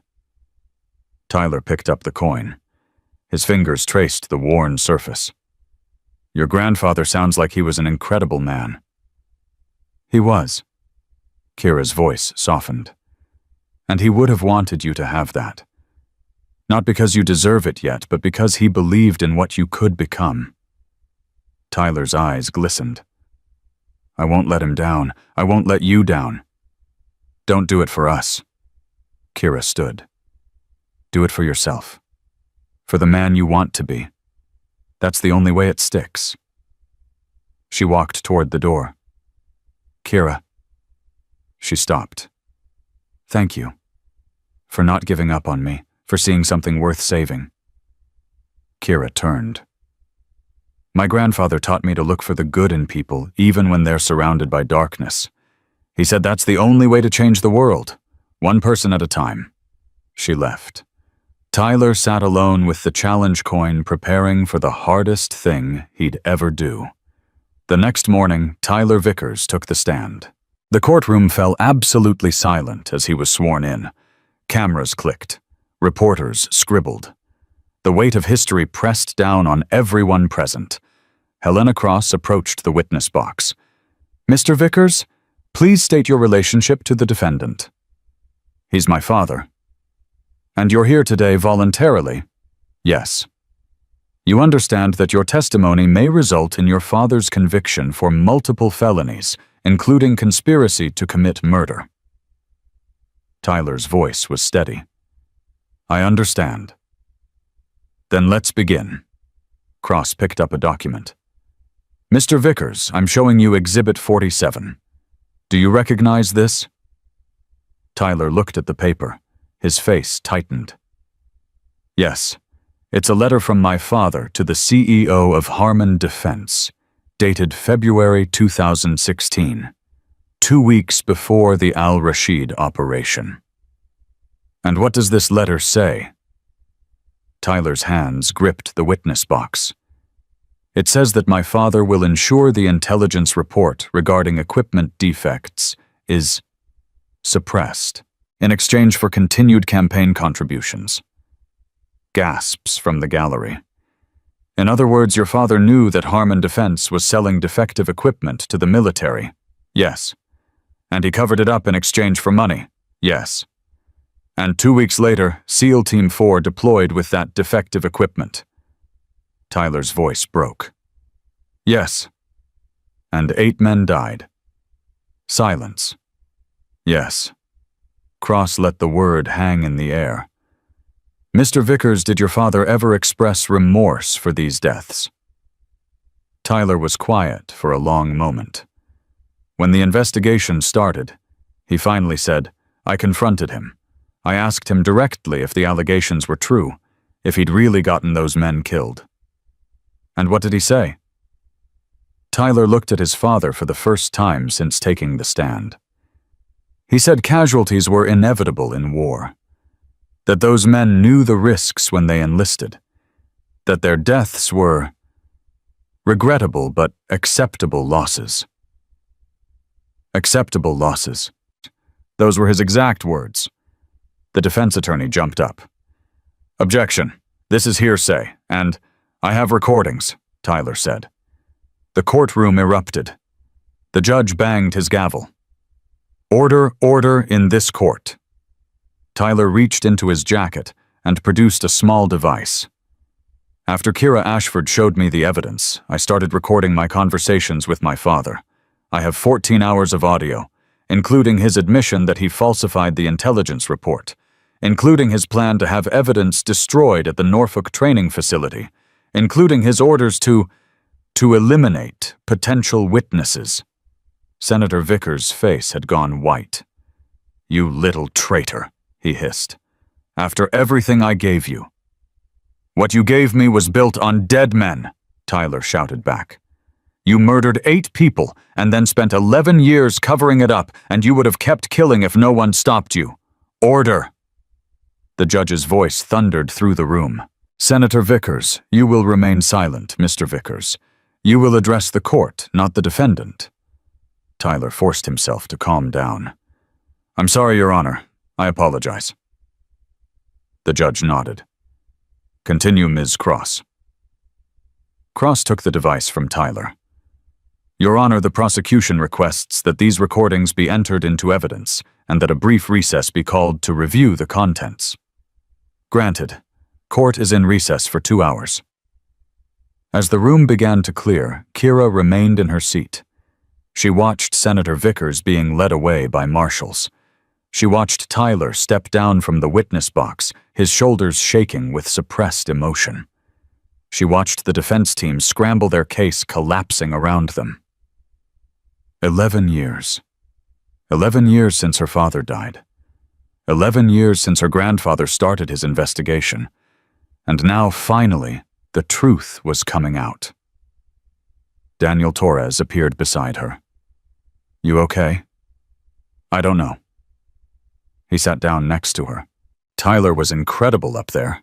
I didn't think he had it in him. People surprise you. Kira's voice was distant. When they're given the chance to be better, sometimes they take it. You gave him that chance. I gave him information. He made the choice. Daniel was quiet for a moment. What happens now, after the trial? Vickers will be convicted. His network will be dismantled. The people he protected will face their own trials. That's not what I meant. Daniel turned to face her. What happens to you? You've spent your whole life building toward this moment. What do you do when it's over? Kira considered the question. It's not over, not even close. One corrupt senator is just the beginning. There are others, systems, cultures, ways of thinking that allow men like Vickers to thrive. She looked at him. My grandfather started a reformation. I intend to finish it. That could take decades. Then it takes decades. Daniel studied her face. You know, most 18-year-olds are worried about college applications and first jobs, not dismantling institutional corruption. I'm not most 18-year-olds. No, Daniel smiled slightly. You're definitely not. The recess ended. The trial resumed. The recordings Tyler provided were devastating. Hour after hour of Senator Vickers incriminating himself, discussing bribes, planning cover-ups, dismissing the deaths of service members as acceptable costs of doing business. By the end of the day, the defense had requested a plea agreement. The prosecution refused. Senator Vickers will face the full weight of federal law, Helena Cross announced to the press. There will be no deals, no negotiations, no special treatment. The trial continued for 3 more weeks. Witness after witness took the stand. Contractors who'd been pressured into silence, officers who'd been threatened, families of the dead who finally had a chance to speak. Kira testified on day 12. She told them about her father, about her grandfather, about the 11 years of investigation that had led to this moment. She told them about the training circle at Norfolk, about Tyler's assault, about the lockdown and the attempted evidence destruction. She told them about the anchor tattoo behind her ear and what it meant. My grandfather taught me that anchors don't fight the storm, she said.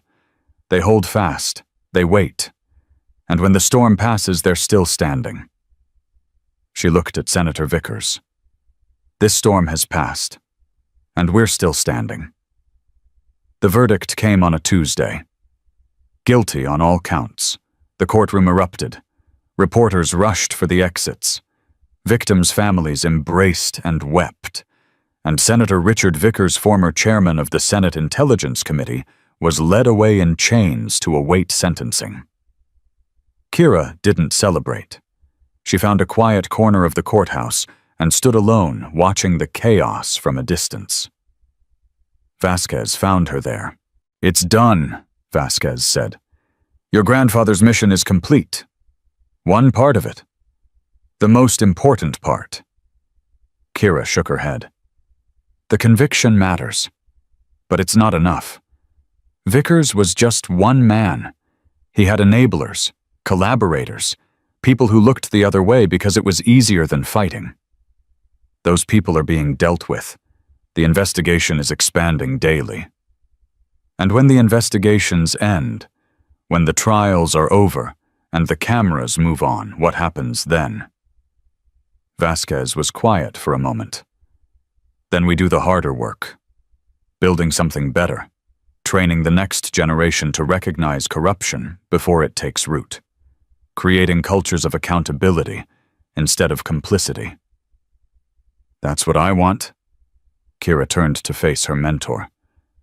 That's what I've always wanted. Not just to punish the guilty, but to prevent there from being more guilty to punish. That's a lifetime's work. I know. Kira's eyes were steady. My grandfather gave his life for this cause. My father gave his life. I'm not going to waste what they sacrificed. Vasquez studied her for a long moment. I've trained hundreds of operators in my career. Thousands, maybe. I've seen talent and dedication and courage in every form. She paused. I've never seen anyone like you. Is that a compliment? It's an observation. Vasquez almost smiled. You're going to change the world, Kira, for better or worse, probably both. Then let's make sure it's mostly better. They walked out of the courthouse together. Outside, the sun was setting. Media trucks lined the streets. Protesters chanted. The machinery of justice ground forward. Tyler Vickers stood by a car waiting. When he saw Kira, he approached. It's over, he said. He's going to prison for the rest of his life. How do you feel? Tyler considered the question. Empty, relieved, sad. He paused. Free. Free. For the first time in my life, I'm not his son. Not the senator's boy. Not the heir to his legacy. Tyler looked at the courthouse behind them. I'm just Tyler, whoever that is. You'll figure it out. Maybe. He pulled out the challenge coin Kira had given him. I want to return this. Keep it. It belonged to your grandfather. And he would have wanted you to have it, to remind you of what you chose, what you became. Tyler turned the coin over in his hands. What are you going to do now? He asked. Continue the mission. Reform training programs. Root out corruption. Build something worth inheriting. That sounds exhausting. It sounds necessary. Kira met his eyes. What about you? I don't know yet. The trial destroyed my reputation. My family name is toxic. Everything I thought I wanted is gone. Then build something new. With what I have, nothing. You have a choice. Kira's voice was firm. That's more than most people ever get. A clean slate. A chance to become whoever you want to be without your father's shadow hanging over you. Tyler was quiet. You really believe people can change, don't you? I believe people can choose. And I believe choosing the right thing over and over eventually becomes who you are. A car pulled up. Vasquez leaned out the window. Kira, we have a briefing at Euro 600 tomorrow. The Integration Reform Committee wants your input on the new training protocols. Kira nodded. She turned back to Tyler. Figure out who you want to be, Tyler, and then become that person. One choice at a time. She walked toward the car. Kira, she paused. Thank you, Tyler said, for giving me a second chance when I didn't deserve one. Kira opened the car door. Make it count. She got in. The car pulled away. Behind them, the courthouse stood illuminated against the darkening sky. Inside, the paperwork of justice continued. Sentences would be handed down. Appeals would be filed. The slow machinery of accountability would grind on. But outside in the growing darkness, something else was happening. A young woman who'd spent her life preparing for this moment was finally looking toward what came next. Not revenge. Not justice. Legacy. Her grandfather's legacy. Her father's legacy. And now her own. The car disappeared into traffic. The story continued. And Kira Ashford, 18 years old carrier of burdens and builder of futures, drove toward the next chapter of a war that would never truly end. 5 years later, Lieutenant Kira Ashford stood at the podium of the Advanced Integration Training Program graduation ceremony.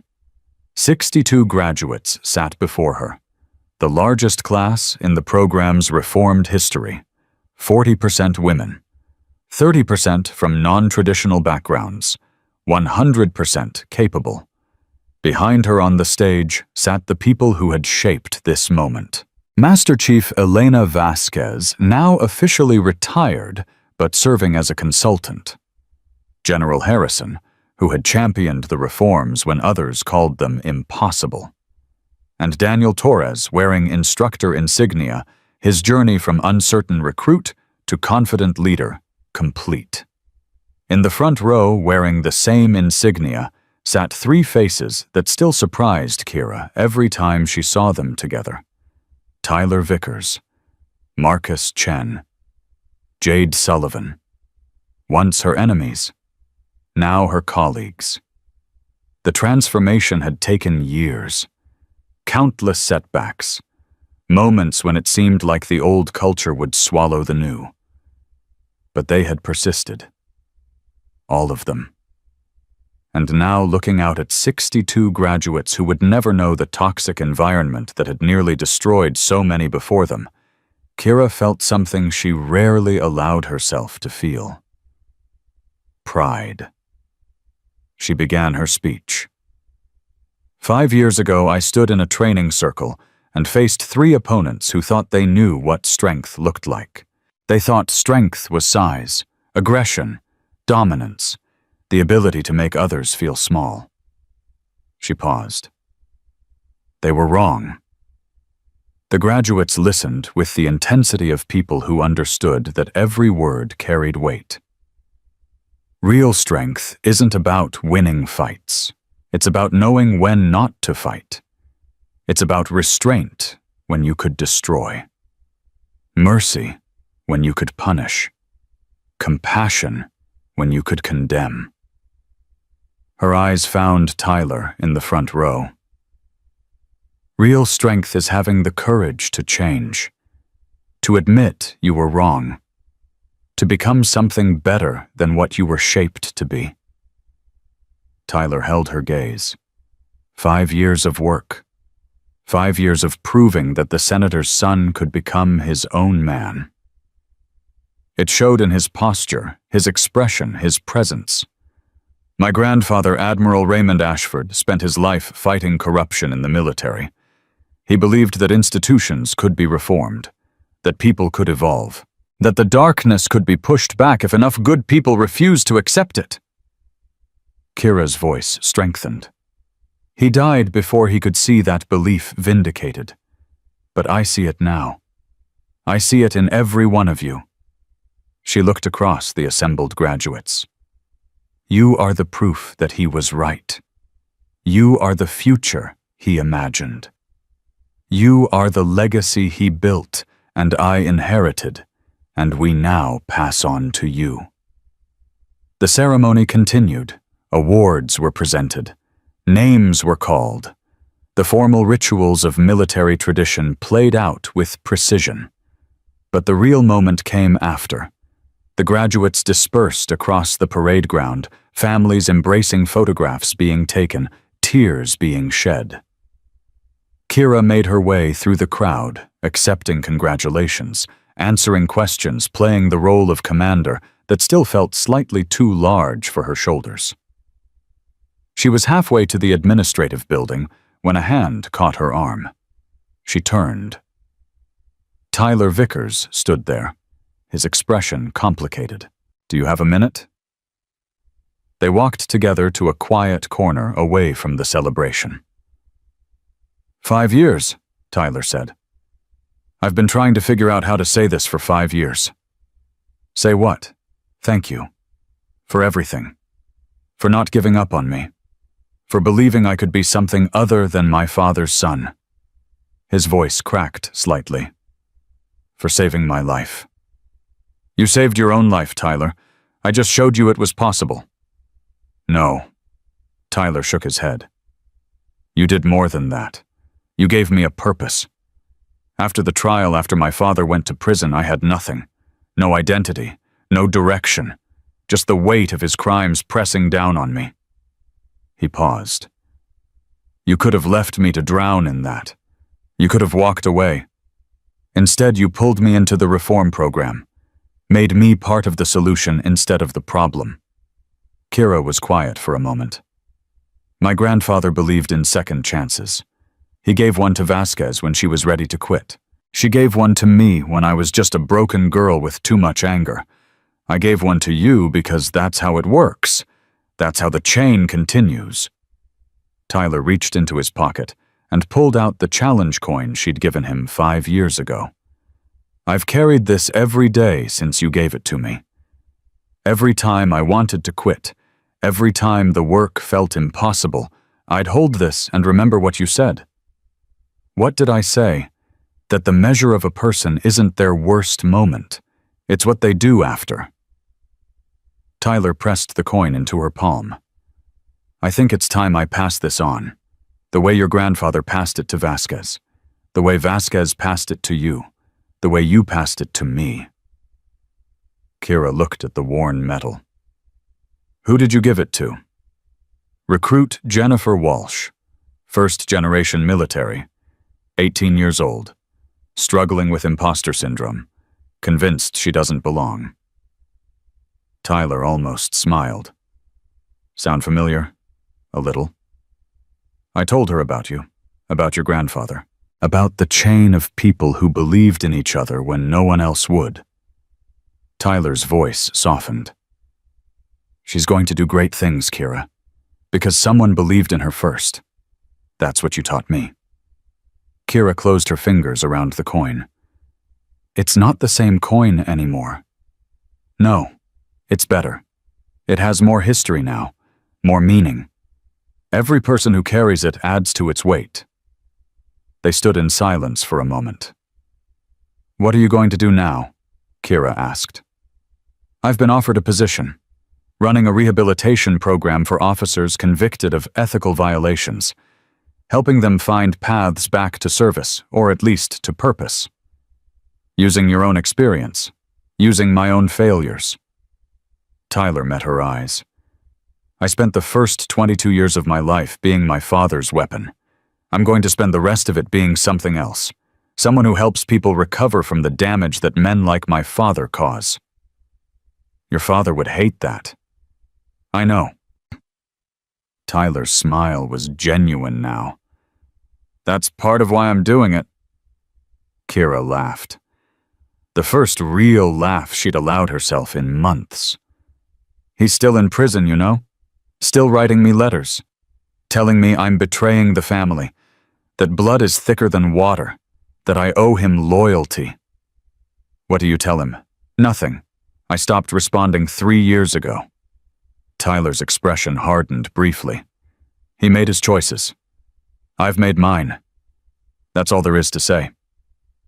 They walked back toward the celebration together. Kira. Yes. Do you ever regret it? Any of it, the mission your grandfather gave you, the path you chose, everything you've sacrificed to get here? Kira considered the question. I used to think sacrifice meant giving up things you wanted for things you needed, but that's not right. Sacrifice is transformation. You become something different than what you would have been. Something harder, maybe, but something truer. She looked out at the graduates embracing their families. I don't regret what I've become. I regret the cost of becoming it. But I'd pay that cost again if I had to. That's very philosopher for a 23-year-old. I had good teachers. They rejoined the crowd. Master Chief Vasquez was waiting near the administrative building. She looked older than she had 5 years ago. The gray in her hair had gone white. but her eyes were still sharp, still watching, still measuring. "Lieutenant Ashford." A word. They stepped away from the celebration. "You've done well," Vasquez said. "Your grandfather would be proud." "I hope so." He would be. Vasquez's voice carried absolute certainty. "I knew Raymond Ashford for 30 years, worked with him, learned from him, and the thing I learned most was how to recognize potential." She paused. "He saw it in me when no one else did. And I see it in you now. The same spark. The same refusal to accept things as they are when they could be better. I'm just continuing what he started." "No. You've gone beyond that. He dreamed of reform. You've made it reality. He imagined what this program could become. You built it." Vasquez's expression softened. "That's not continuation. That's creation." Kira didn't know what to say. "I'm retiring," Vasquez said. "For real this time. No more consulting. No more advice from the sidelines. Just quiet, rest, maybe fishing. You'll be bored in a month." "Probably." Vasquez almost smiled. "But I've earned the boredom. 40 years of service. It's time to let someone else carry the weight." "Who?" Vasquez looked at her directly. "You already know." Yes. Kira did know. "I'm not ready." "You've been ready for 5 years. You were ready when you walked into that training circle at 18 and faced 3 opponents without flinching." Vasquez reached out and gripped Kira's shoulder. "Readiness isn't about feeling prepared. It's about showing up anyway. What if I fail? Then you fail, and you learn, and you try again. That's how progress works. That's how everything works." Kira took a deep breath. "My grandfather trained you. You trained me. Who am I supposed to train? Everyone." Vasquez released her shoulder. "Every recruit who walks through these gates. Every officer who needs to remember why they serve. Every politician who thinks they can use the military as a personal weapon. You train them all. That's a lot of people. You're a lot of person." They stood in silence for a moment. "Elena." Vasquez raised an eyebrow. Kira had never called her by her first name before. "Thank you. For everything. For training me. For believing in me. For keeping the promise you made to my grandfather. He asked me to look after you. I thought that meant keeping you safe." Vasquez's voice was rough with emotion. "Turns out it meant helping you become dangerous, the good kind of dangerous. Is there a good kind? The kind that protects instead of threatens, the kind that builds instead of destroys, the kind that makes powerful people nervous because they can't be bought or intimidated or broken?" Vasquez met her eyes. "You're that kind of dangerous now, Kira. The kind the world needs more of." She turned and walked away. Kira watched her go, feeling the weight of decades passing from one set of shoulders to another. Then she went to find Daniel Torres. He was with a group of new graduates answering questions, offering advice. The same guidance he'd received years ago now passed forward. When he saw Kira approaching, he excused himself. Hey yourself." They walked together away from the crowd toward the training circle where everything had started. The white paint had been refreshed countless times over the years, but the shape was the same. 30 feet in diameter. No obstacles. No cover. The place where warriors were tested and transformed. 5 years, Daniel said. Feels like yesterday and forever ago at the same time. A lot has changed. You've changed. He looked at her. The angry girl with the tattoos and the chip on her shoulder. She's still in there, but she's different now. Better or worse? Just different, more settled, like you finally found the place you were always supposed to be. Kira considered this. My grandfather used to say that home wasn't a location. It was a purpose. Something worth dedicating your life to. And this is yours. This program. These people. This mission. Kira touched the anchor tattoo behind her ear. Building something that outlasts me. Training people who will train people who will train people. Until the culture we've created is just normal. Until nobody even remembers there was a fight. Daniel was quiet for a moment. That's a big mission. It's the only mission that matters. They stood together in the circle, two people who had started as strangers and become something more. Not romantic. Not exactly. Something deeper. Partners in a cause that was bigger than both of them. I'm taking over when Vasquez retires, Kira said. Full command of the integration program. I know. She told me last week. And I think you'll be incredible at it. I also think you'll work yourself to death if someone doesn't make you take breaks. Is that an offer? Daniel smiled. Consider it a standing commitment. Someone has to remind you that you're human. I'm not sure I remember how to be human. Then I'll teach you. Fair trade. You taught me how to be a soldier. I'll teach you how to be a person. Kira laughed. The sound surprised her. Light, unguarded, almost young. Deal. They shook hands formally, then both laughed at the absurdity of the gesture. Come on, Daniel said. There's a reception and Vasquez will kill us both if we miss it. They walked back toward the celebration, but Kira paused at the edge of the circle. Daniel, wait. He stopped. Kira pulled out her father's dog tags. The metal was worn smooth from 20 years of handling. The engraving was barely visible, but she knew the words by heart. Ashford James R., Lieutenant Commander, USN. I've been carrying these since I was 7 years old, she said. Every day, every mission, every moment that mattered. She looked at the tags. I used to carry them for grief, then for anger, then for purpose. She paused. Now I carry them for memory, not the painful kind, the grateful kind. Grateful, my father's death gave my grandfather a mission. That mission shaped my entire life. It brought me here to this place doing this work. Kira's voice was steady. I'm not grateful he died. I'll never be grateful for that. But I'm grateful for what his sacrifice created. The chain of purpose that led to this moment. She pressed the dog tags to her lips. Then she tucked them back inside her uniform. Let's go, she said. We have a reception to attend. The reception was in full swing when they arrived. Kira moved through the crowd, greeting graduates and families, accepting congratulations, playing the role of leadership with practiced ease. But part of her remained detached, observing, thinking about what came next. She found herself standing near the memorial wall.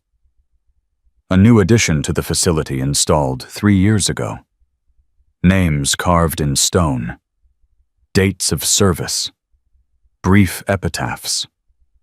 Her grandfather's name was there. Admiral Raymond Ashford. And below it the words he'd requested before his death. Strength is not the absence of fear. It's the presence of purpose. Her father's name was there too. Lieutenant Commander James Ashford. And below it, he gave everything so others could give more. Kira traced the letters with her fingertip. Talking to the dead. She turned. Jade Sullivan stood there, 2 glasses of champagne in hand. More like listening to them. Jade handed her a glass. I never thanked you properly. For what you did during the lockdown. For what you told me in that hallway. You didn't need thanking. Yes, I did. Jade's voice was quiet. My brother is alive because of what happened that day. He's married now. Has a daughter. Named her Kira. Kira blinked. He didn't have to do that. He wanted to. We both did. You gave us our lives back. The least we could do was remember that. They stood together looking at the wall. Do you ever think about how it could have gone differently? Jade asked. If you hadn't shown mercy, if you'd just destroyed Tyler in that circle, instead of offering him a choice. Sometimes. And I'm glad I didn't. Not because Tyler deserved mercy. He didn't. But because destroying him wouldn't have changed anything. It would have just created another broken person in a world full of broken people. Kira sipped her champagne. My grandfather taught me that real victory isn't about defeating your enemies. It's about transforming them, making them allies, building something together that neither of you could build alone. That's a lot harder than just winning. Everything worthwhile is hard. That's how you know it matters. Jade was quiet for a moment. I'm transferring next month, running the peer support network at Coronado, helping recruits deal with the psychological pressure before it breaks them. Using your own experience, using my own pain. Jade met her eyes. You taught me that pain could be useful, that it didn't have to just hurt. It could shape you into something stronger. I'm glad. Me too. Jade raised her glass. To the girl with the tattoos. The one who changed everything. Kira clinked her glass against Jade's. To the people who let themselves be changed. They drank. As the reception wound down and the sun began to set, Kira found herself alone on the parade ground. The graduates had departed with their families. The dignitaries had returned to their offices. Even Daniel and the other instructors had gone to celebrate in their own way. Just Kira and the dying light. She walked to the training circle one last time, stepped inside, stood in the center where everything had started 5 years ago. She closed her eyes. In her mind, she saw her grandfather. Strong and steady, teaching her chess, teaching her strategy, teaching her that the true measure of a warrior was knowing when not to fight. She saw her father. A memory more than a presence, but real nonetheless. His smile, his voice, the way he'd looked at her like she was the most important thing in the world. She saw Vasquez, stern and demanding, pushing her past every limit she thought she had, then pushing further. Creating a weapon. Tempering a soul. She saw Tyler, Marcus, Jade. Enemies becoming allies. Antagonists becoming advocates. The proof that transformation was possible. She saw Daniel, patient and steady. The anchor she hadn't known she needed. And she saw herself. 18 years old, standing in this same circle, facing 3 opponents who thought they knew what strength looked like. They'd been wrong. Strength wasn't size or aggression or dominance. Strength was showing up when it was hard, making the right choice when it was costly, building something better than what you were given. Strength was the anchor that held when the storm tried to tear everything apart. Kira opened her eyes. The sun had set. Stars were appearing overhead.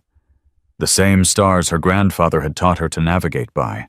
The same stars that had guided her father on missions he never returned from. Per aspera ad astra, through hardship to the stars. She touched the tattoo on her forearm, then the anchor behind her ear, then the place over her heart where her grandfather's initials were now permanently inked. 3 marks, 3 generations, 1 continuous purpose. Her phone buzzed. A message from Daniel. "Where are you, Vasquez?" is asking. Kira smiled. She typed back, "Coming, just saying goodbye to someone." She took one last look at the training circle, The place where she'd fought for the right to be heard. The place where she'd shown an enemy there was another path. The place where everything had changed. "Thank you," she whispered. To her grandfather. To her father. To everyone who'd shaped her and guided her and believed in her when she couldn't believe in herself. Then she turned and walked toward the lights of the facility. Behind her, the memorial wall held its names in patient silence. Ahead, the future waited, uncertain and demanding, and full of work yet to be done. Kira Ashford walked between them. Past and future. Memory and mission. The weight of what was lost, and the promise of what could be built. She was 23 years old. She carried her grandfather's legacy, her father's memory, and her own purpose. She was the anchor that held. And she was just getting started. The story didn't end there. Stories like this never really ended. They just transformed into the next chapter, the next challenge, the next opportunity to prove that people could change, and institutions could evolve, and the darkness could be pushed back. But that night, walking toward the people who had become her family, Kira allowed herself one moment of peace. She had done what her grandfather asked. She had honored what her father sacrificed. She had become what Vasquez believed she could be. And tomorrow she would wake up and do it all again. Because that was the mission. Because that was the purpose. Because that was legacy. Not something you inherited. Something you built. One choice at a time. One recruit at a time. One transformation at a time. Until the world looked different than it had before. Until the people who came after couldn't even imagine what had been sacrificed to get them there. That was the anchor's job, to hold fast, to endure, to remain even when the storm seemed endless. Kira Ashford had learned that lesson well, and she would spend the rest of her life teaching it to others. The door opened. She stepped through. And the story continued, as all true stories do, into something larger and more lasting than any single person could imagine. Not an ending, a beginning. The best kind of legacy there is.